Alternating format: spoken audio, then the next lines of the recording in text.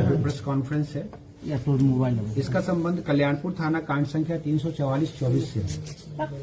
आप में से अधिकांश लोगों को विदित है कि आज से एक वर्ष पूर्व 21 दिसंबर 2024 को एक डबल मर्डर समस्तीपुर जिला अंतर्गत हुआ था, जिसमें जमीन कारोबारी विजय गुप्ता और एक टोटो चालक गणेश सहनी इनकी गोली मारकर हत्या कर दी गई थी, जिसके संबंध में एक वर्ष पूर्व कल्याणपुर थाना अंतर्गत 344-24 से केस दर्ज किया गया था। और इस कांड में अग्रिम अनुसंधान के पश्चात मार्च 2025 महीने में एक संदेही व्यक्ति थे सुधीर मधान, इनको उस समय जेल भेजा गया था। ये जब घटना कारित हुई थी तो जो मृतक थे उनके साथ उसी टोटो पर सवार थे, लेकिन संभवतः कुछ साक्ष्यों की कमी रहने की वजह से इनको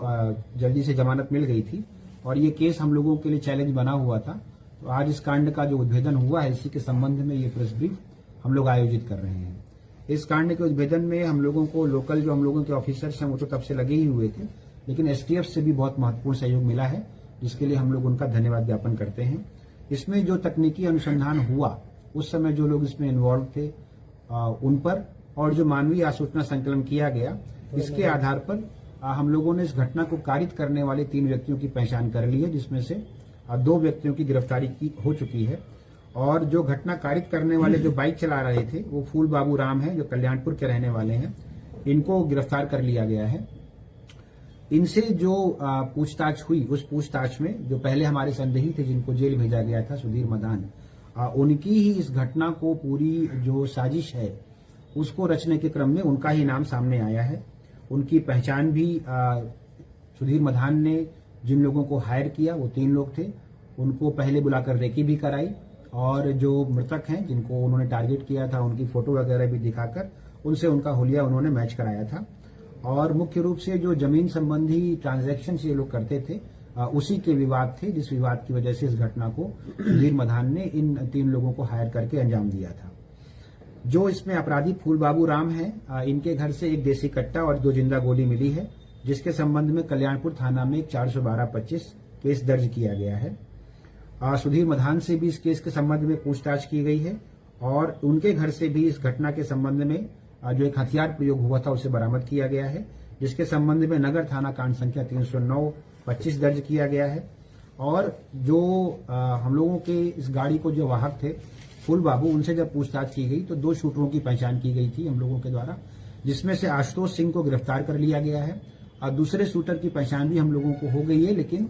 अरेस्टिंग के लिए हम लोग उनका नाम अभी डिस्क्लोज नहीं कर रहे हैं। इनसे भी पूछताछ की गई, घर का सर्च किया गया, एक वेपन बरामद हुआ है, जिसके संबंध में कल्याणपुर थाना 413-25 हम लोगों ने ये केस और दर्ज किया है।